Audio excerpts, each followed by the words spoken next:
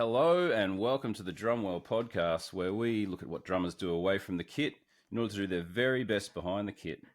Today, I have a fantastic guest who's not only a top-tier drummer, he's done it all, but he's also an exercise physiologist. You might remember his drumming work from his time with Thy Art Is Murder. He's also the founder of General Strength Co. and the head coach, exercise physiologist. Please welcome the legend, Mr. Lee Stanton. I think that's the nicest wrap up I've ever gotten off the start. Oh, really? I try to sort of give people a bit of a good intro, just so that the listeners, I can sort of paint a picture for the listeners, you know. So yeah, look, obviously you did spend a lot of time playing extreme heavy metal drumming, did a lot of touring and stuff, but you're an exercise physiologist, and I'm just wondering if maybe you could give us a brief description of what that is and what actually got you involved with exercise physiology. Like, what was the catalyst for going, all right, this is something I'm interested in and what I want to do? Yeah, for sure. Plain and simple, an ex-phys is basically someone who just uses movement, resistance training in a way to manage chronic disease, rehab injuries, improve performance, and just improve general health outcomes, basically. It's cheesy, but we prescribe exercise as medicine, basically. So we are an allied health provider. We can work with referrals from your GPs and, through the NDIS, Medicare, DVA, all those kind of, I guess, at-risk populations when it comes to exercises with a lot of consideration. So we're sort of taught how the body responds to exercise, and we can kind of navigate those conditions for other people as well. But basically just really fancy PTs. Yeah. But I got into it from partly from part of the reason why I stopped drumming as well. Obviously, I had to walk away from touring because I started getting really severe performance anxiety. Came home, couldn't play drums, couldn't leave the house. That whole bang, had to go get therapy and all that kind of jazz. Part of that exposure therapy was getting out and just doing things that made me feel uncomfortable again. Part of that was going to the gym, because when you weigh 49 kilos and you've got no confidence, what's going to be scarier than a gym? So got in there, started ripping in. I was really lucky that I had a friend at the time that kind of was able to guide me through it and, get me on a program, start teaching me good technique, and just basically build my confidence as I came up through it. There was a point probably about 6 months down the track where I kind of walked out of the gym. I just couldn't really remember sort of feeling anxious or feeling sad. And that's when something kind of clicked in me, and it was like, oh, you can read all this stuff for ages going, we know that physical activity and resistance training is good for your mental health, your physical health, and all that kind of jazz. But I didn't really sort of understand it until that day when it clicked. And I was kind of like, oh, you know what? It does work. And I was kind of in that sort of place of going, I hadn't really had anything too much set up because I wasn't intending from walking away on music at that time. So I didn't really have much set up on the back end of things to go, oh, this is just what I've got to transition to, because, it all ends one day and you've got to have something to fall back on. I just hadn't had that set up yet. And the more I kind of dove into it, did some digging, I was like, oh, I could go to a PT course because I really enjoy this now. It was really powerful and impactful on my physical and mental well-being. I thought it'd be really cool to sort of be able to go back and empower anyone else with that as well. So I did some digging and signed up for a uni degree, and I'm here now. Yeah, excellent. I think I do remember when you sort of started getting into it. There was a bunch of us that all caught up at Cattle. Dave put us all on the door, and we were all hanging out, and you'd sort of started getting into it then. And I think you'd just started uni maybe then, around 2020. Yeah, probably would have been maybe in started midway through my second year or so.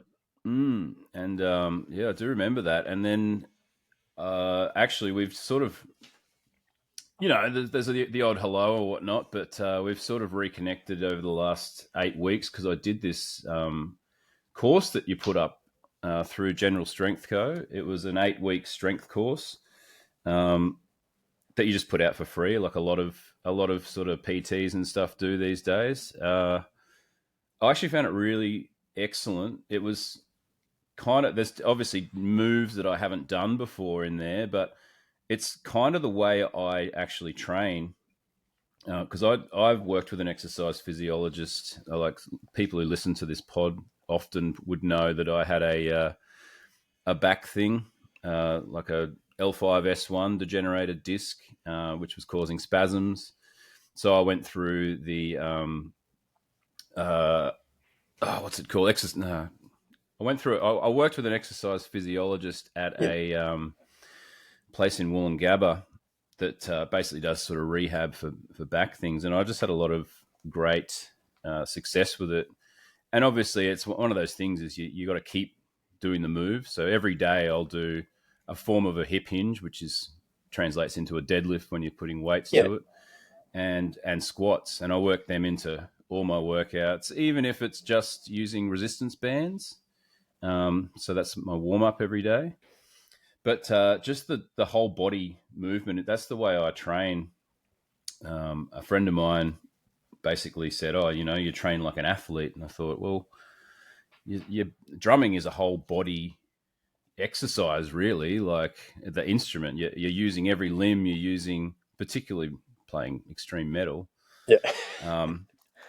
So yeah, just exercise physiology was one of those things that really, really helped me. I remember the name now; it just slipped my mind. The Functional Movement Training Center. I was recommended. Oh yeah, I think that's still ripping.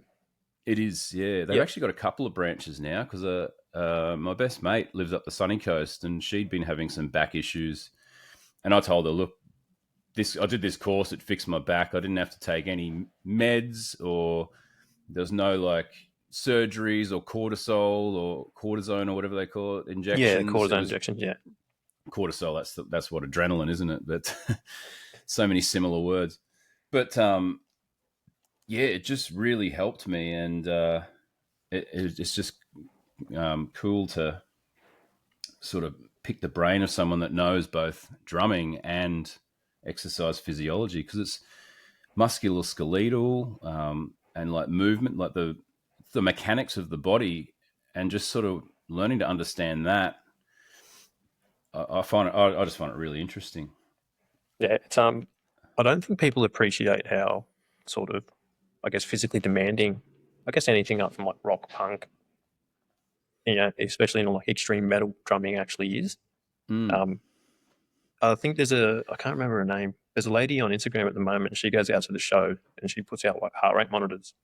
All right. On all the drummers. I think she's done like I think she focuses primarily on metal drummers, and it shows you what like their average heart rate is through the show, and she kind of calculates all that stuff, and it's basically on par with like elite athletes.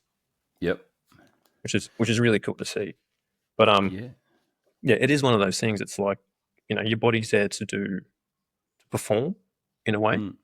So all this stuff with training and just trying to get your aerobic capacity up, it does give your body more capacity to be able to perform better.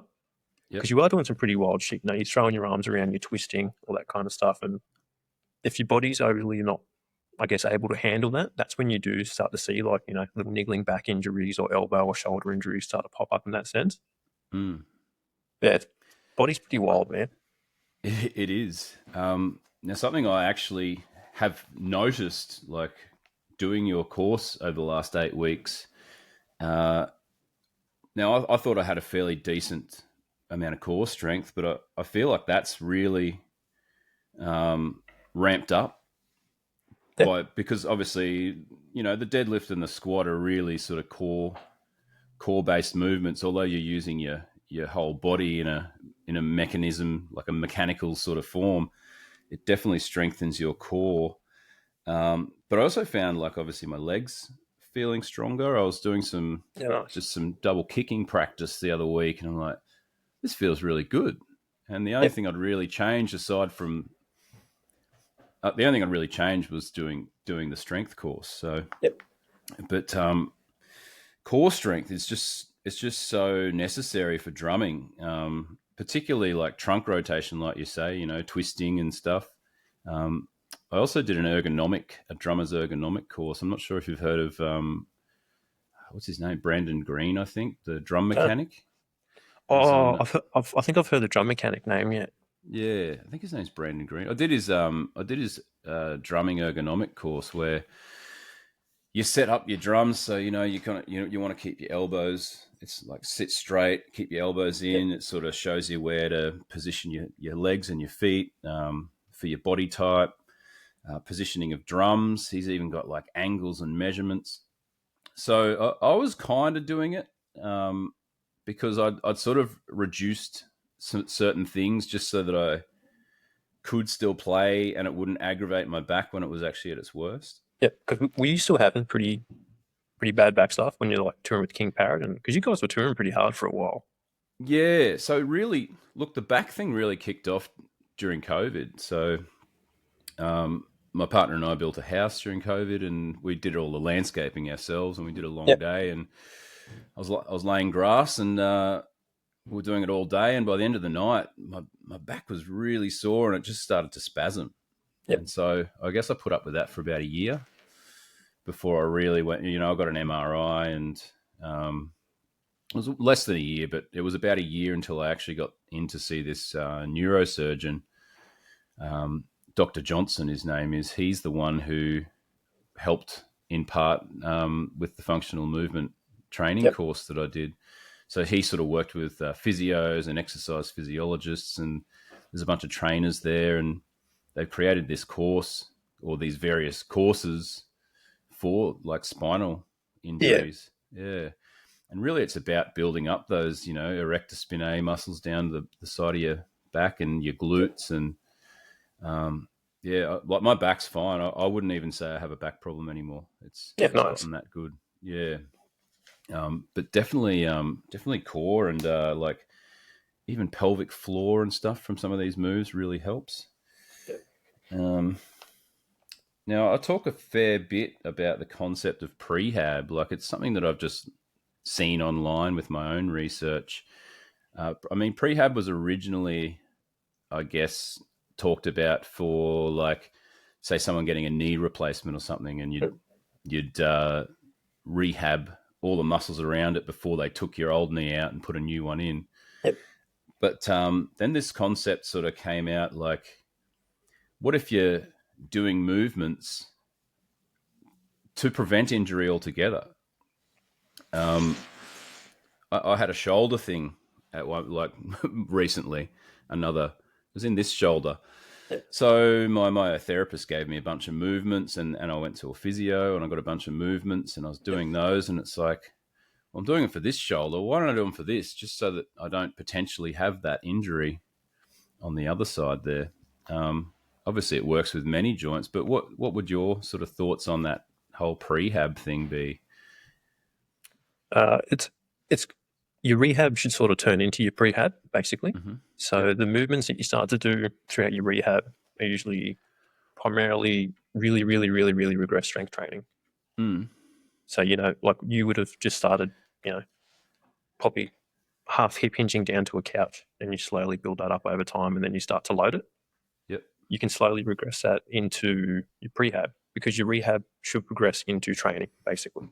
Mm-hmm. So, like if you had gotten yourself to a point to where you were physically at the same point to where you were before you got injured, or you had your back problems, that's not necessarily a full rehab. That's just getting you back to square one. Successfully, you should be able to get that person a little bit stronger than they need to be, because as strong as they were when they did that task beforehand, they weren't able to tolerate, or the tissue wasn't able to tolerate that force. Because most injuries are applied force greater than tissue tolerance. So if you're exceeding your body's capacity or that tissue's capacity constantly, it's one of the boys. It'll hang in there for as long as it can. Like it'll hang on, it'll adapt, it'll move around it. The body's really clever. But eventually, it's just going to go, dude, I can't. So you eventually start to progress those movements. And initially, that is your training session. It might only be like for a shoulder, you use some shitty banded external rotation stuff. If it stays there and it's not progressing, there's no point. So that should eventually start to turn into your prehab before you start to do your strength work. And then that's how you integrate that into your program, because you're just going through and maintaining it. and then you're consistently loading it and trying to progress that over time. Mm-hmm. Now, as a exercise physiologist, writing programs, for example, I mean, I know a lot of people, I guess when you're first getting into exercise, like people are sort of like, oh, well, I've got to do, have leg day, and then I've got to have arms day, and I've got to have chest day. I really love just the idea of a full body workout sort of every day. I mean, I changed my routine around a little bit with this course. So I was putting in, the every second day or 3 days a week doing, because your course is 3 days a week for 8 weeks. And in between, I'm doing my cardios, which is generally, nice. Cycling. I do a bit of jogging again, which I couldn't do for a couple of years with the back. Yeah, nice. I have a rowing machine, so I hit that. And then sometimes, like the other day, I only had about 20 minutes, so I just spun up a workout of the day thing, which incorporated cardio and a little bit of, it was thrusters, but it's like as many as you can for time. So it's like, well, that's a good sort of hit almost. But like, as far as like, I guess it depends what your goal is, but full body versus like targeting groups, what's the again, sort man, of... it's what you want to try to get out of it, what you have access to, how much time you have available, how much time you have within the session, what you do outside of the gym as well. The fun part is it's kind of like a big jigsaw puzzle. Yep. So like, you could give someone a 6-day program that was upper, lower, upper, lower, upper, lower, upper, lower. Yep. If they can't recover from it, or they're not going to adhere to it, it's a shit program, basically. Mm-hmm. Yep. Whereas if you can figure out a way to go, cool, how can we get you to push yourself a couple of days a week, recover from that, and continuously, progressively overload those to make sure we're working towards whatever your goal is, then that's just going to be a better program. And there's 10,000 ways to skin a cat, which is awesome. Mm-hmm. So you just basically take into consideration, like, do they have any experience following a program for one? Do they do any activity at all? Is there exercises that they hate? Is there movements that they might have had, bad experiences with? Especially, some people might not deadlift because they're like, oh, last time I did this, I hurt my back. Yeah. So you got to take all those little things into consideration. The biggest thing you can get out of it, as long as you can get someone to adhere to it, progressively overload it, and enjoy it, doesn't matter what that program is on paper. If you can keep people moving and challenging themselves, they're going to get the benefits that come along with that program. Mm-hmm. That's fantastic. I definitely agree with just the way that exercise and mental health go hand in hand. I mean, probably when I first met you, I was carrying quite a few extra kilos, and when was that? That was like 2008 or 9. Was it the Hi-Fi, wasn't it? I was just thinking of this yesterday, right? Like when we first met, it was at the Hi-Fi. You guys, I vividly remember it. You guys were playing Despised with Icon tour, wasn't it? Yeah, Despised Icon. And I had to pull my jaw off the floor watching you play drums. Like I'd heard of thy art and I'd heard a couple of songs, but watching from side, I was side stage watching because I know those Despised Icon guys from. I did a few shows or tours, festivals, and whatnot when I was in the Berserker with those guys, and watching you play that night was just like, my goodness, who is this? And we ended up. I remember that because someone was like, "Oh, hey, do you want to come meet Toddy?" And I was kind of like fucking Todd Hansen. I was like, "Yeah, fuck yeah, absolutely." I don't know if I told you this, but I used to have posters of the Berserker on my wall out of Twisted. Yeah, you told me when I was a young chap. Yeah, you did tell me that on that very night because we ended up nerding out drum-wise heaps that night. We were climbing up into the secret little section and that's right, smoking weed and ciggies and talking drums. But I remember that night so vividly, and I actually was just thinking of that last night because I knew I was having a chat with you today, and I ended up chucking on because I drive trucks at night for work, and ended up chucking on the Adversary last night, just having a listen because that was my running album when I first got into running because it was just nice. Like you can really get in the groove of that, and like I was pulling 20-minute 5Ks running to that album. So I can't do that anymore. Well, I probably could, but I'm only just getting back into the running. So it's more about enjoying it than beating anything. But yeah, I just remember, and even listening to those songs and just remembering like watching your feet doing some of those like real fast little sort of, I guess it was fight sort of thing. All the little spurty stuff. Yeah, and some of the rolls, it's like, man, yeah. So I vividly remember that night. Did you ever have any kind of injuries drumming? Like, was there anything that you needed to do? Was there any sort of strength things you did? Or were you just more about get in and do it? It's obviously when you're younger, it's a lot easier to just, get in and do it. And I find that as you get older and you do have certain, I guess, injuries or like, sore knee or a back or an elbow or a shoulder, you sort of start looking more at warming up and stuff. But was there anything drum wise, especially some of those massive tours and massive sort of shows you guys were doing that that you can recall, like injury wise, or did you have like a warm up routine that you stuck to, or? No, nothing too crazy. It was usually just get the practice pad out and crack a beer. Usually, yeah. It honestly wasn't anything too over structured. Yep. It was kind of just trying to, I guess, just get things moving. Sometimes, Yep. Nothing too crazy. I guess the other big thing was, you'd just be tired and worn out by the end of it, basically. Yeah. If you're taking 6-7 months on the road, yep, it just wears you down, basically. I can now see that this stuff probably would have helped, especially if I was maintaining it on the tour, because, as you know, I was quite fond of a beer while we were sort of touring. So, if you're hungover half the time, getting up trying to play shows, you're dehydrated, your body just wears down, basically, by the end of it. Yeah. Yeah, no real injuries. Apart from a bit of anxiety towards the end of it. Yeah. Nothing too crazy. No sort of body things. Yeah, because I reckon personally, I've probably had a bit of everything, injury wise. It's never stopped me playing. Like, but like I might be nursing a wrist, sort of like one wrist is a bit sore, or like I've had an elbow thing, or I had a shoulder thing not long ago. Obviously the back, and yeah, it's just been sort of just finding ways to, I guess, maintain that. I definitely stopped drinking on tour, and I don't really drink much now anymore. Like I'll have the odd beer, but I haven't been drunk since I really started this whole, exercise thing. I guess everyone has their vices, I still enjoy a little bit of weed or whatever, but haven't really been. The hangovers just got me with the drinking, so. Yeah, it does kind of get to a point where it's just like, oh, fuck this. Yeah.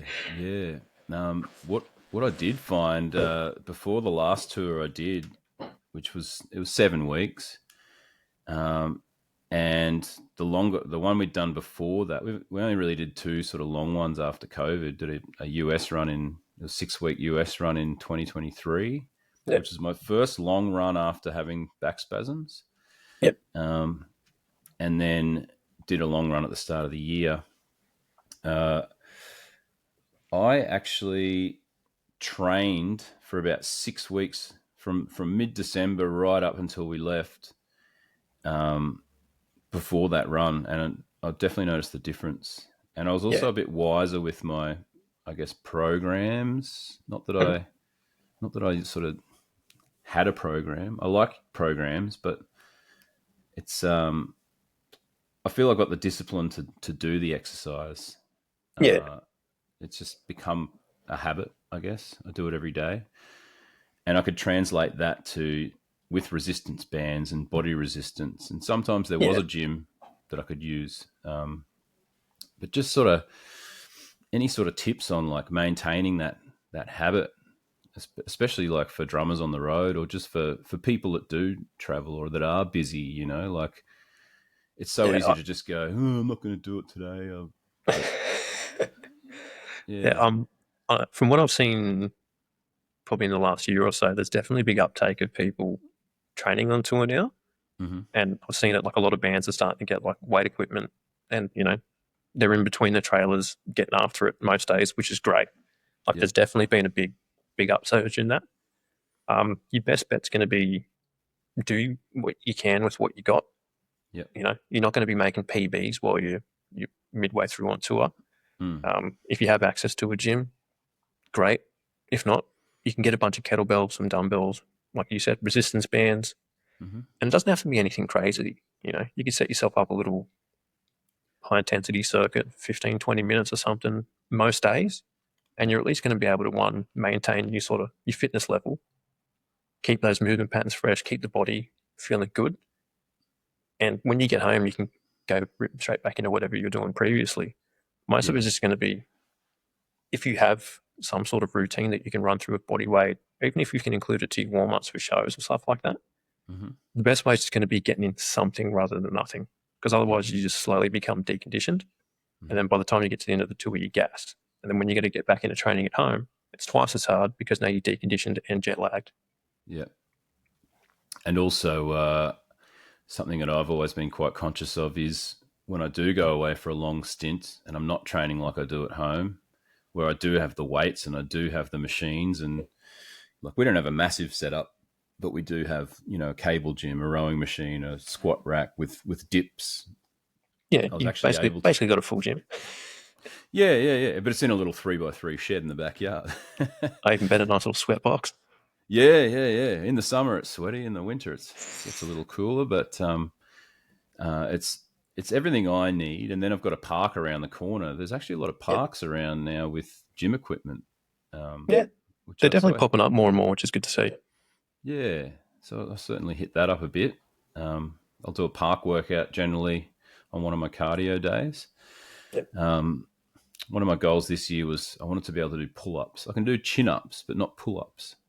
Yeah. So I wanted to get better at that, and a personal trainer friend of mine suggested doing ring rows. And the park has rings, so I go around. Get down there, rip it in. Yeah. Or I'll do them at home using my bar on the squat rack, and I'll just do the movement, but supported by legs. Yeah, and look, that's a really easy way to regress insulin, because you got to remember you're trying to pull up. How much do you weigh now? I'm 99 at the moment. Yeah, so you're trying to pull up 99 kilos up to a bar off the bat. You can probably do a couple, but for most people where they fall short, they'll go, I should be able to do 3 sets of 10. And I'll be able to do 8, and they'll do 1 rep and then half a rep. Yeah. It's a pretty specific skill, so it's quite hard, especially if you're not used to those positions. So you've got really easy ways that you can it's the same thing you've noticed in that program where the sets are actually higher than the reps. Yep. So what that does is it allows you to get nice, consistent repetitions in without sort of letting your form start to break down.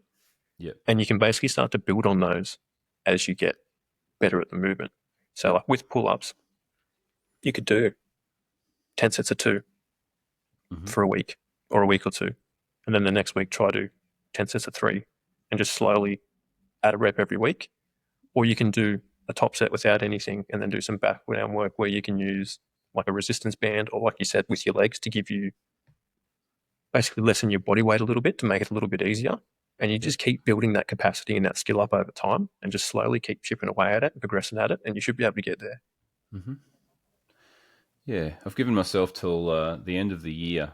I wanted to be able to do pull-ups, and something else I've been trying is pistol squats, which are difficult at my sort of weight. You're also quite tall as well. Yeah. But I've been able to do them assisted.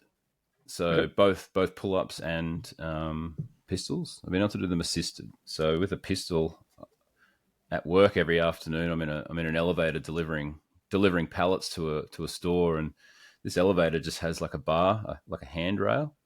I just straight up get a couple of squats in while you're in the elevator. As I'm going up and down, so I'm going up, I'll do the left leg. As I'm going down, I'll do the right leg.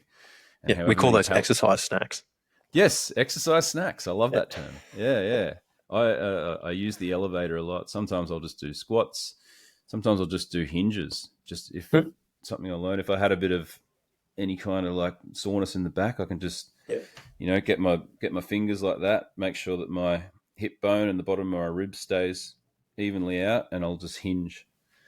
I think the hip hinge, learning that properly, which I learnt through an exercise physiologist, was a game changer because I did do sort of deadlifting a little bit with kettlebells and stuff, and I tried deadlifting, but like you said earlier, people go, "Oh, I've done a deadlift, but it didn't feel good, so I'll never do it again."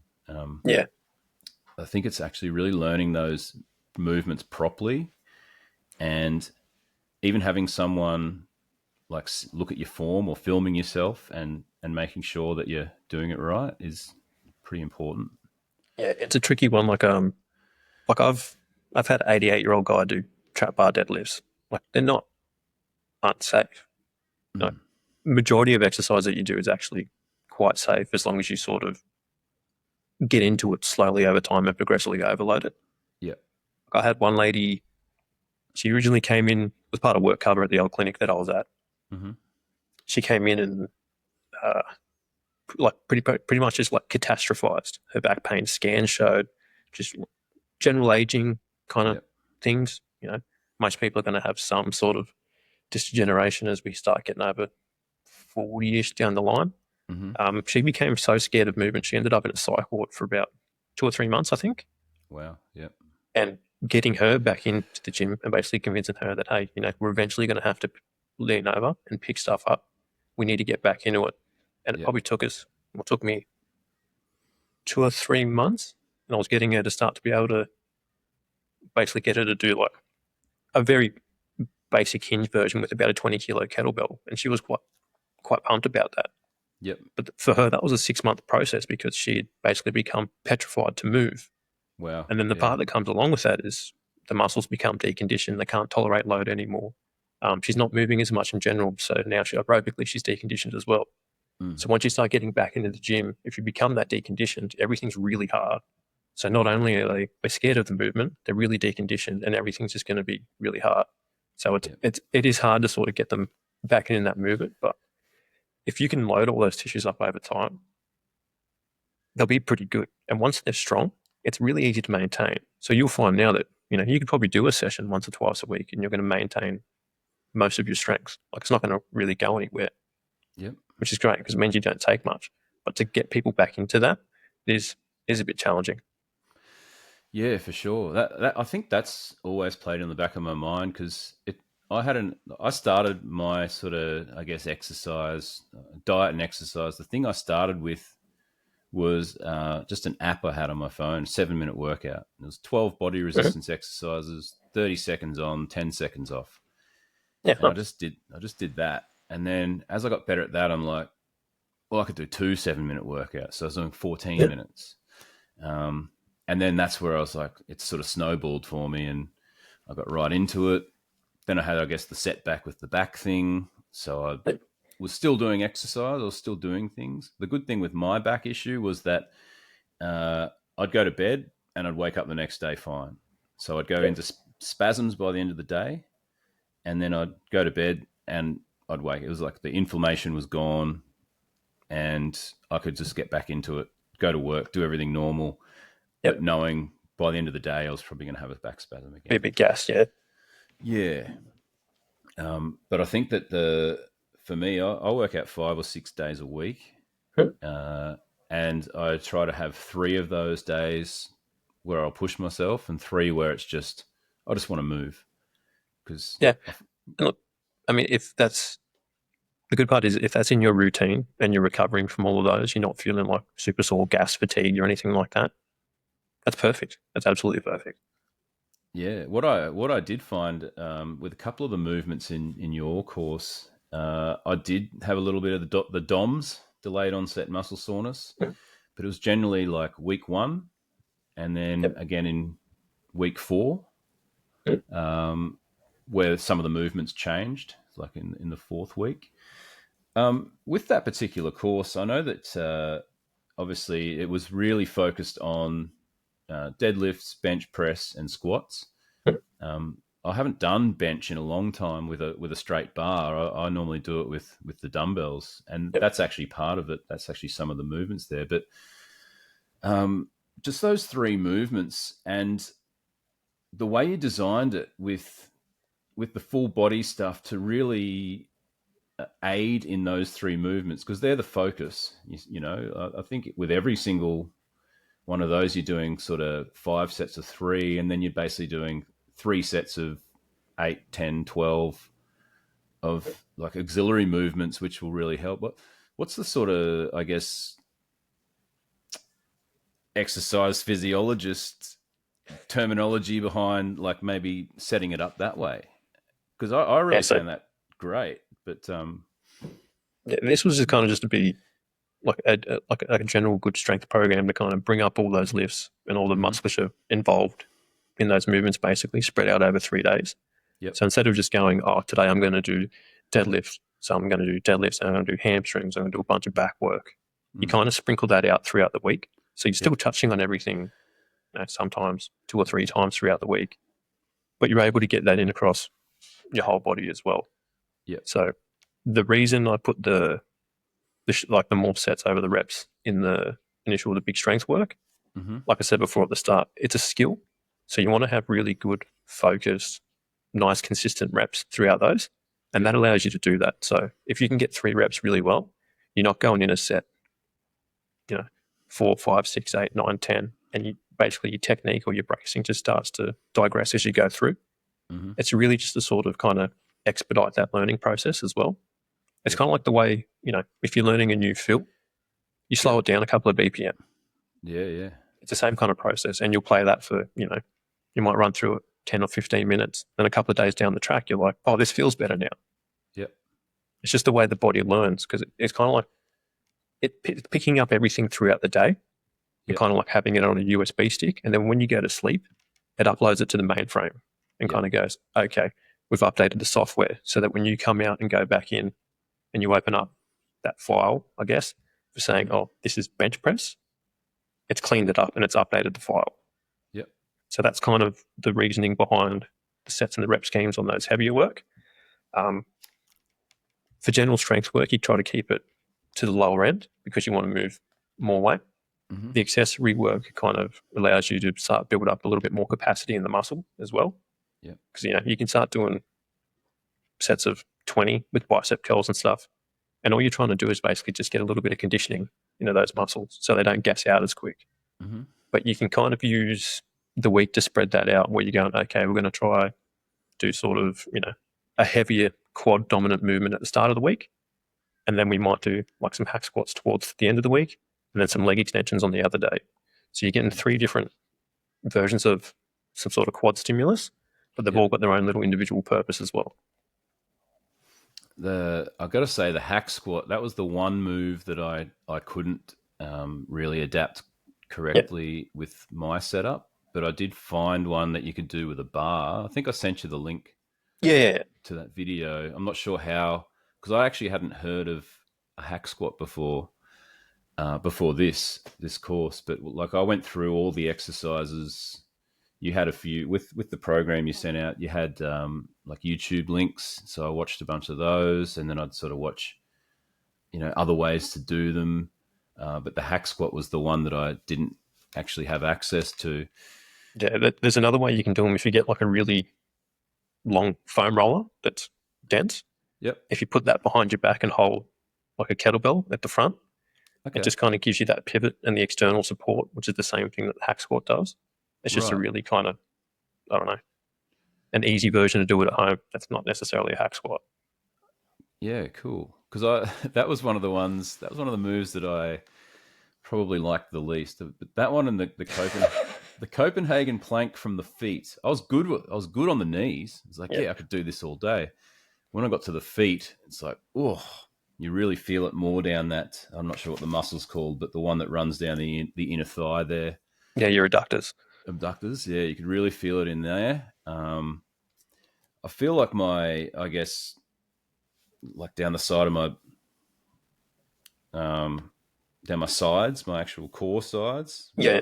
Held it pretty good. I'm not sure what those are called. Just your abs. Abs, yeah, right. There's 3 different versions of them, but yeah, it's your abs. Yep. That sort of held it good. I really felt it more down the abductors, down the inner thigh, especially. Yeah, so you'll find that they're a muscle group that have a pretty big role at the hip as well, especially in like the bottom positions of squats and just being able to stabilize it. Yep. But not a lot of people train them too much, and you'll be like, oh, let's give you a Copenhagen plank if you can do side planks really well, and you watch them just start shaking like Michael J. Fox, and you're like, oh yeah, here we go. This is going to be fun. Yeah, well, that was it. That was where, because like that particular move was always max time, and with the knee, like the first week maybe it was like, oh, this is different. But once I got used to it and got the feel for it, and felt like I was in good form, because side planks is something I do a lot of. So once I got the feel for it, it was good. And then when I went to the leg, and I've done those now for 4 weeks as well, and today was no easier than it was 4 weeks ago, no. I found. Although in saying that, it probably is because I was hitting like 30 seconds pretty comfortably and then pushing through in some of them a bit longer. Maybe 45 was my max on those. I guess that also, something that you've put in there is the rating of perceived exertion, which I found was, for me, I just did a lot of trial and error with it. That's all it is, man. Yep. Basically, so it's in there as a way to sort of, for you to gauge how hard that exercise is. Mm-hmm. So with most of exercise that we know, if we're working in some proximity to failure, we're going to get an adaptation. Yep. So it's kind of like the Goldilocks zone. If you go too heavy, you just gas out all the time. Mm-hmm. If you underload it, you're not going to get stronger, basically. But if you sit in that sweet spot, that's where we start to challenge the body enough to the point where it goes, okay, I need to do something now. Mm. And that rating can change based on the day. So your body responds to stress as stress. It doesn't know if you've had an argument with your missus. It doesn't know if you're being chased by a tiger or some prick just cut you off in traffic, or you're doing hack squats.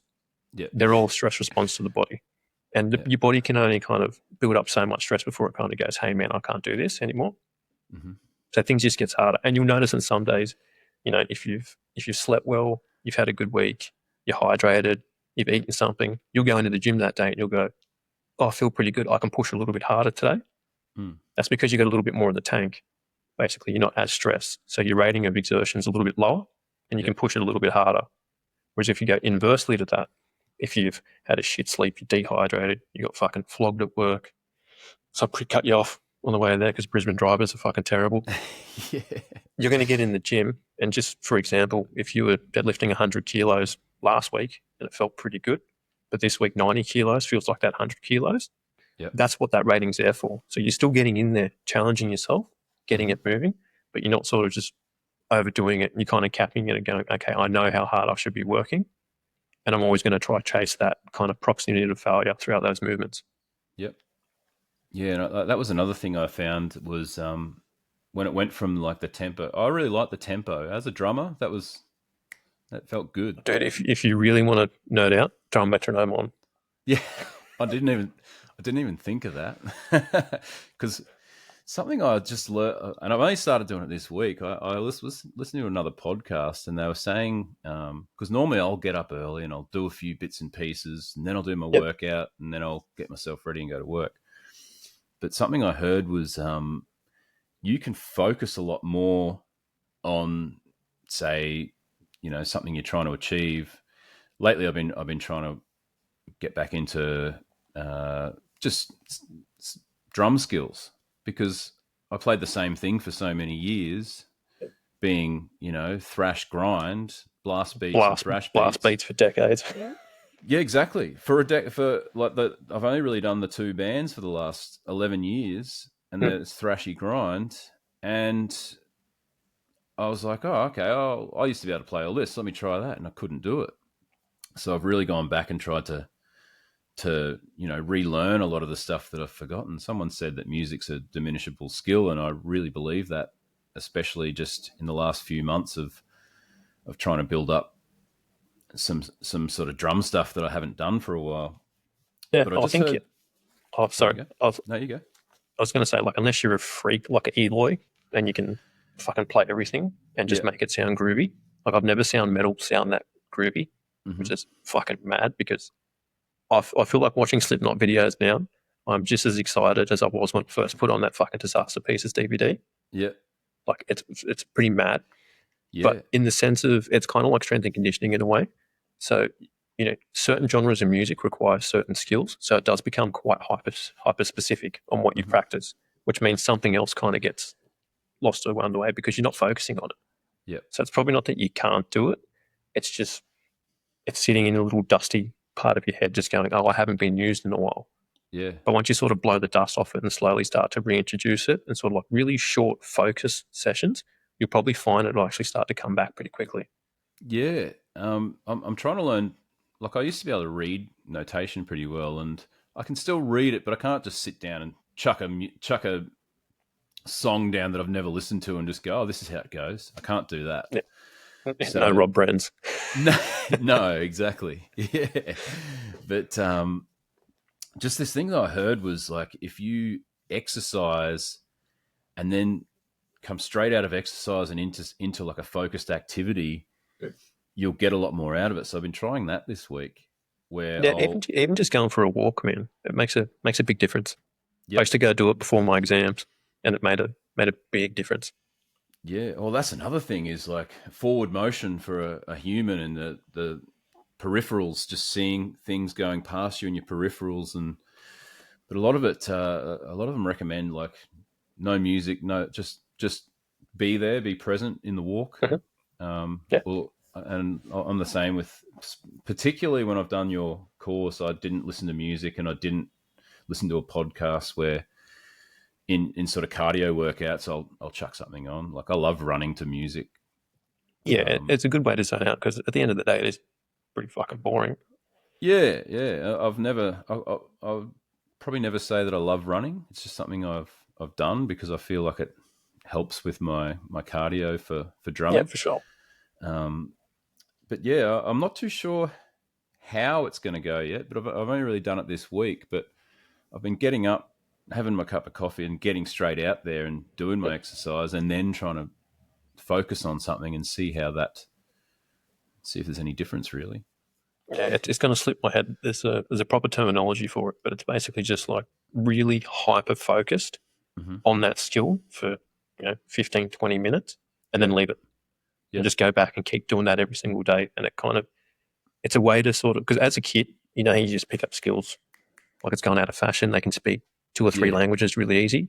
Their brain's just a sponge. It just takes in everything. It kind of starts to slow down as you get older, but you can kind of mimic it away. It's got like neuroplasticity. So you're trying to basically just become really hyper-focused and just get in, get it out. So you're trying to re-mimic that learning process basically. And that's how they nail that down. Yeah. It's another thing I've used is the Pomodoro technique, where you do sort of 25 minutes of focused work and then have a 5-minute break. So I've been doing a bit of that for a couple of years now. But yeah, I'm interested to see how the actual exercise in the morning, first thing, might affect my focus on pad work, basically, which I've always found a bit boring because it was when I started playing drums back in, school, that was all you did. You'd go and have an hour lesson with a drum teacher and it was just rudiments on a pad. Yeah, and let's learn a Chili Pepper song. Yeah, totally. Well, it was all marching sort of military stuff. I had an old military guy that was my first drum teacher. Oh, really? Yeah. So it that explains why you blast so fast, you bastard. Well, I was just listening to you last night on that old Die Hard album. I was like, man, that's so quick. I have no desire to play anything above about 240, 220 now. Yep. What was the BPM on? I think most of the stuff was like 280, 270. We're between like 260 and 280, basically. Yeah.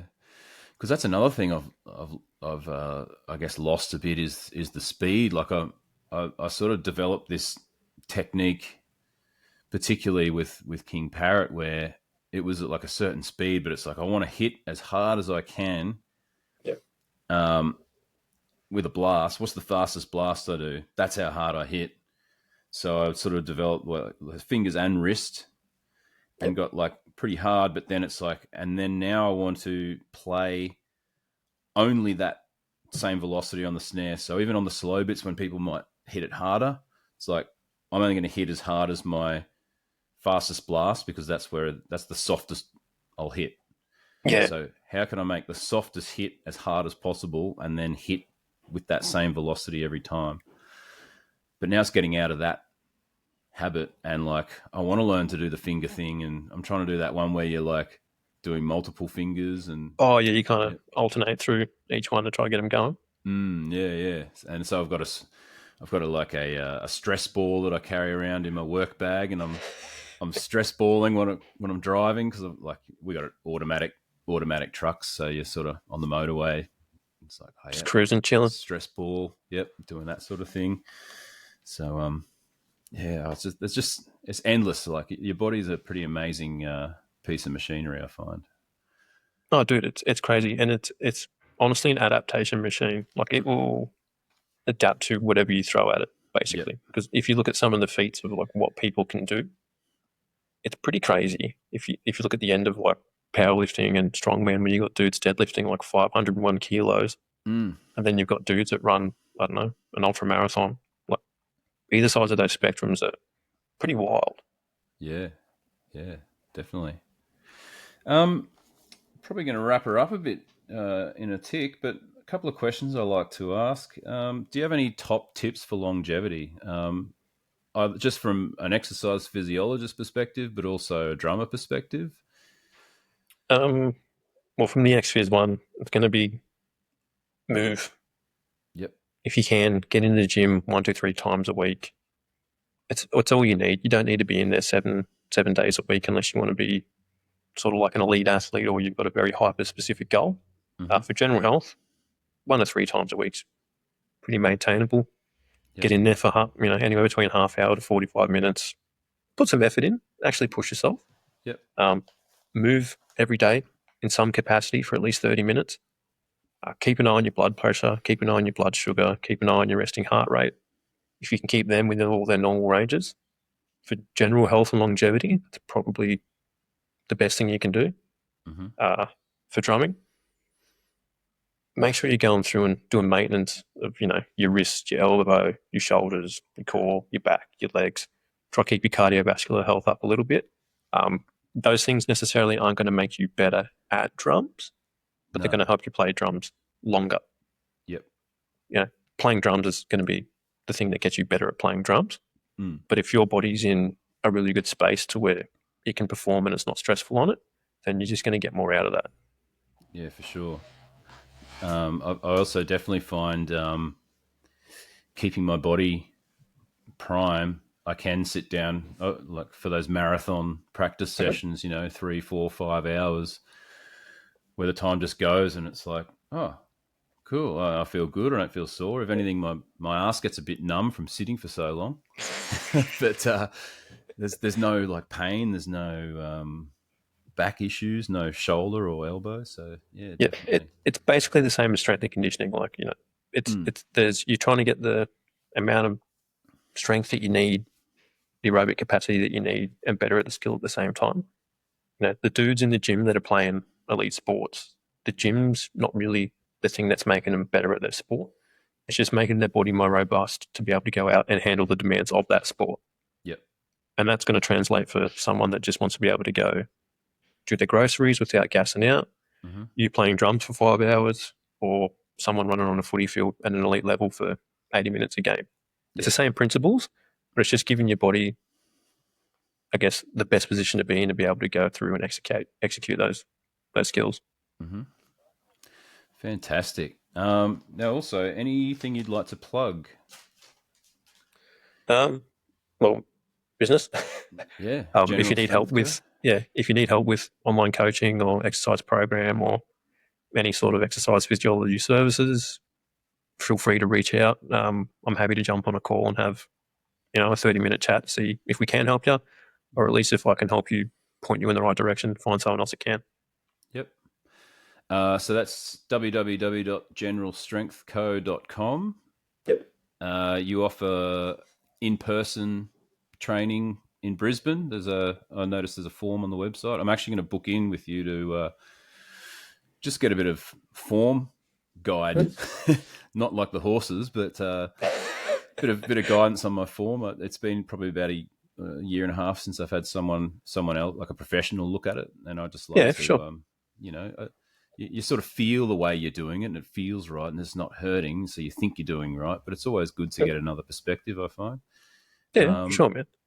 They're on Fridays and Saturdays, just because I'm the full-time carer for our daughter at the moment, so they're sort of the only 2 days that I can offer in-person stuff. But if it's for general coaching and you just want to get into a program, give you video feedback online. We jump on a call once a week. We have a chat. I send you weekly videos of me sort of running through your lifts and saying, oh, set this machine up more here, do this, do this. So I'll give you a lot of feedback all the time, and you can always communicate with me as much as you want in that time as well if you have any questions.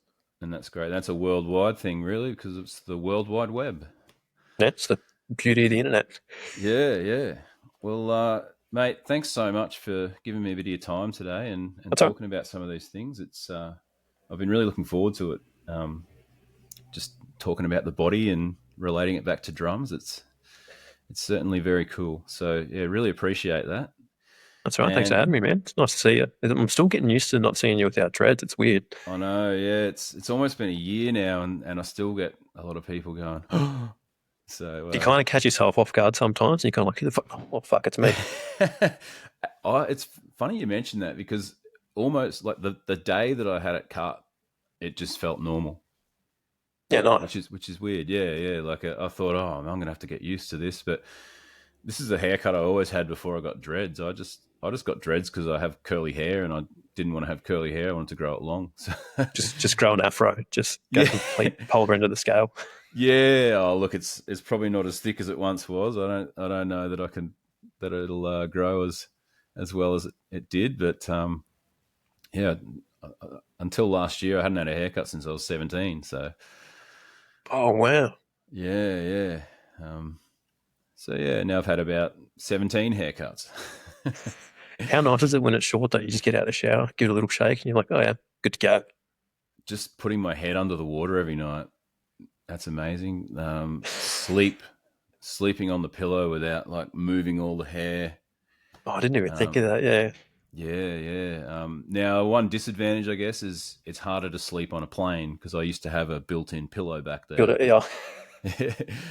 But yeah. So yeah, pros and cons, but no, it's definitely a lot more freeing.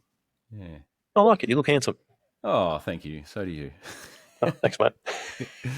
But yeah, look, hey, thanks so much for being here. It's all right, man. I'm really looking forward to catching up in person and having a look at my form and talking turkey. Yeah, sounds good, mate. I'll see you when I'm looking at you. Yeah, amazing. Thank you very much again. All right, mate. Hey, Root. See you, mate.